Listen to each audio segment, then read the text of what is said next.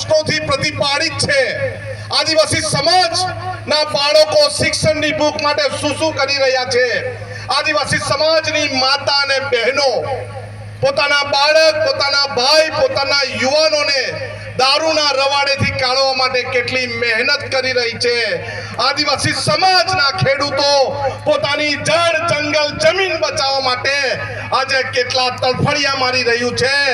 એવા જ આદિવાસી સમાજના પ્રાણ પ્રશ્ન, આદિવાસી સમાજની જળ, જંગલ, જમીનનો પ્રશ્ન, આદિવાસી સમાજની જંગલની જમીનનો પ્રશ્ન, આદિવાસી સમાજના યુવાનોને રોજગારીનો પ્રશ્ન આજે આ ભાજપની સરકારમાં આપણે દરેક પ્રશ્નોથી ઘેરાયેલા છે।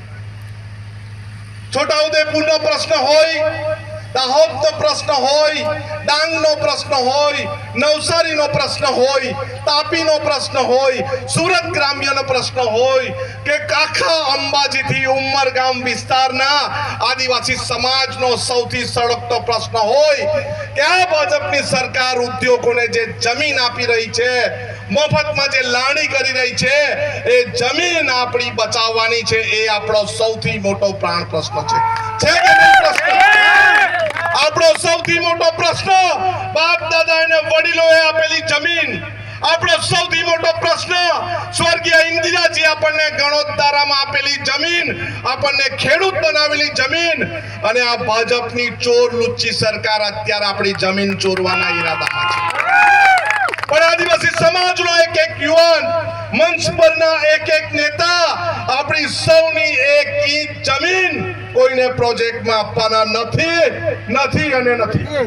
આપવું છે બરાબર જમીન? આપવું છે? અમે ડાંગ, વાંસદા અને ધરમપુર અને તાપીના વિસ્તારના લોકો એક ઇંચ પાણી કોઈ ઉદ્યોગપતિને આપવાના નથી। અમે અમારા વિસ્તારમાં એક ડેમ બનાવવા દેવાના નથી। તેમાં વિસ્તારમાં હાઇડ્રો પ્રોજેક્ટ પાવરમાં જમીનની માંગણી કરે, આપણે એક ઇંચ જમીન આપવાના નથી ને કોઈ જમીન લેવા આવે તો એના હાથ ટાટિયા રાખવાના નથી। અત્યારે આપણે